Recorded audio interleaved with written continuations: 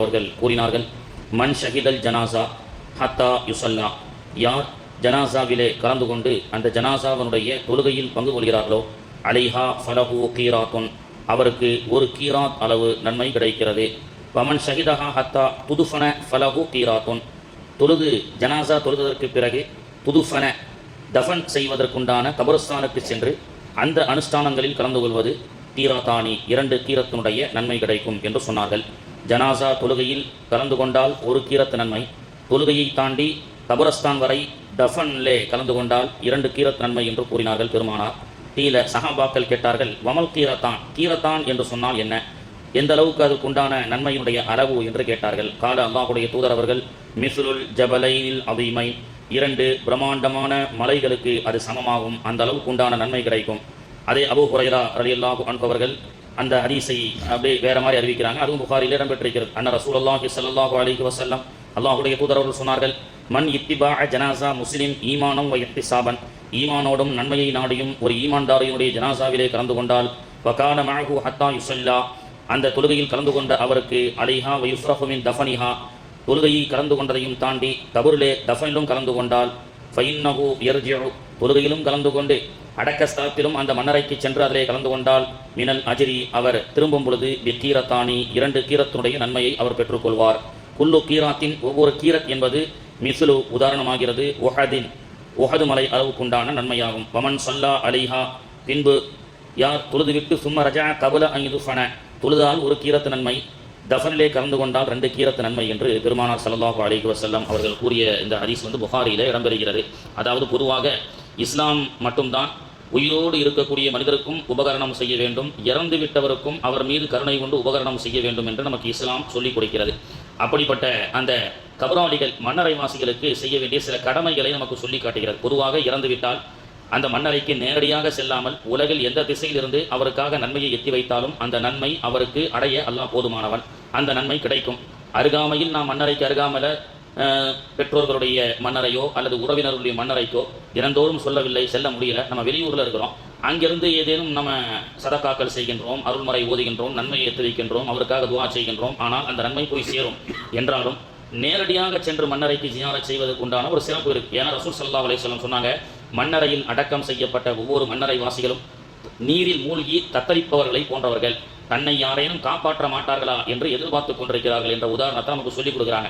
அதாவது நீரில் மூழ்கி கொண்ட ஒருவன், யாரும் சுற்றி நம்மை காப்பாற்ற மாட்டார்களா, அந்த நீரில் மூழ்கடித்துக் கொண்டிருக்கக்கூடிய அந்த சூழல் எப்படிப்பட்டதாக இருக்கும் என்பதை ரசூலுல்லாஹ் சொல்வதன் மூலமாக மன்னரை வாசிகள் இறந்து விட்டதற்கு பிறகு ஹயாத்துள்ள உறவினர்களோ நண்பர்களோ இங்கு யாரேனும் நமக்காக சலாம் சொல்ல மாட்டார்களா, அஸ்ஸலாமு அலைக்கும் யா அஹ்லல் குபூர் மினல் முஸ்லிமீன வல் முஸ்லிமாத் யக்ஃபிருல்லாஹு லனா வலக்கும், அல்லாஹ் உங்களுடைய பாவத்தையும் எம்முடைய பாவத்தையும் மன்னிப்பானாக, உங்கள் மீது அல்லாஹ்வுடைய சாந்தி சமாதானம் உண்டாகட்டும் அப்படின்றத நமக்கு ரசூல் ஸல்லல்லாஹு அலைஹி வஸல்லம் அவர்கள் துஆவை கற்றுக் கொடுத்தாங்க. மன் ஸார கபர அபவைஹி ஃபீ குல்லி ஜும்அத்தின், யார் பெற்ற தாய் தந்தையினுடைய இறந்துவிட்ட தாய் தந்தையினுடைய மன்னரைக்கு சென்று வெள்ளிக்கிழமை அன்று ஃபீ குல்லி ஜும்அத்தின், ஜும்ஆ தினத்தன்று ஜியாரத் செய்கிறார்களோ, ஃபலஹு அஜ்ருஹு, அவருக்கு நன்மையை அல்லாஹு தஆலா கொடுத்து அவருடைய பாவத்தையும் அல்லாஹ் மன்னிக்கின்றான் என்று பெருமானார் அவர்கள் சொல்லிக் கொடுத்தார்கள். ஆனால் ஒரு மன்னரைக்கு நம்முடைய உறவினர்களோ நம்முடைய பெற்றோருடைய மன்னரை எங்கேயோ இருக்கிறது, ஆனால் நாம் ரொம்ப தூரத்தில் இருக்கிறோம், டெய்லியோ வாரத்தில் ஒரு முறையோ மாசத்தில் ஒரு முறையோ போய் அங்கே போய் ஜியாரத் செய்வதற்கு உண்டான வாய்ப்பு இல்லை.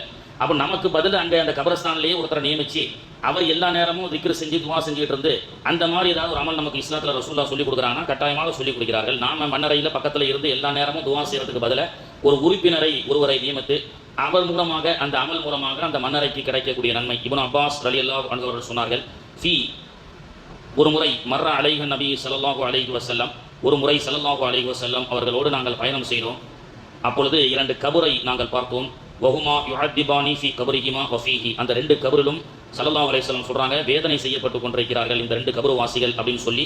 சும்மா அகத ஜரீதா ரதபத கஷ்ஃப ஷக்கஹா பி நிஸ்ஃபைனி, உடனே ஸல்லல்லாஹு அலைஹி வஸல்லம் இறங்கி ஒரு மரத்தினுடைய கிளையை 2ஆக உடைத்து என்ன செய்கிறாங்க, அந்த 2 கபரினுடைய தலைமாட்டில் என்ன செய்கிறாங்க, ஸல்லல்லாஹு அலைஹி வஸல்லம் ஒரு மரத்தை நடுகிறார்கள். ஒரு 2 கபரில் வேதனை நடக்குதுன்னு சொல்லிட்டு ரசூலுல்லாஹ் 2 செடியை கொண்டு வந்து 2 செடிகளையும் அந்த கபரினுடைய தலைமாட்டில் நட்டி வைக்கிறாங்க. இதெல்லாம் சஹாபாக்கள் பார்த்துட்டு ஃபகூலு யா ரசூலல்லாஹ் லம் ஸனஅத் ஹாதா, இது என்ன அப்படின்னு கேட்டாங்க. பெருமானார் ஸல்லல்லாஹு அலைஹி வஸல்லம் சொன்னாங்க, 2 கபர்வாசிகளும் வேதனை செய்யப்படுறாங்கப்பா, இந்த மரம் நடுவதின் மூலமாக அவருடைய தலைமாட்டில் மரத்தை நடுவதின் மூலமாக அந்த மரம் திக்ரு செய்யல, அந்த திக்ரு இந்த அடியாருக்கு போய் சேரும். அதனால் அவருடைய மன்னரையினுடைய அந்த வேதனை குறையும் அப்படின்னு சொன்னாங்க.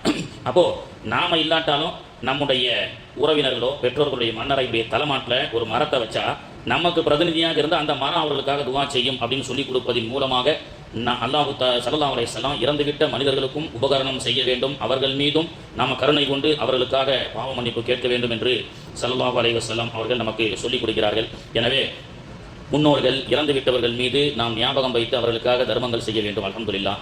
டெய்லி ஒரு 3 நாளாக டெய்லி காலையில் வந்து மையத்தை பற்றியே பேசுகிறீங்களா ஹஜ்ரத்? ஏதாவது பரக்கத்தை பற்றி பேசுங்கன்னு நிறைய பேர் நினைக்கிறீங்க. இன்ஷா அல்லாஹ் அடுத்து நம்ம மையத்தை முடிச்சிருவோம். சனிக்கிழமையில் ஒரு விஷயத்தை பார்ப்போம். வீட்டில் ஒரு பொருள் இருக்குது. ஸல்லல்லாஹு அலைஹி வஸல்லம் சொல்கிறாங்க, வீட்டில் வறுமை இல்லாமல் இருக்க வேண்டும் என்று சொன்னால் ஒரு டிப்ஸ் கொடுக்குறாங்க. ஒரு 2-3 பொருளை ரசூலுல்லாஹ் சொல்கிறாங்க. அந்த பொருளை நீங்கள் வீட்டிலே வைத்துக்கொண்டால் வீட்டில் வறுமை வராது,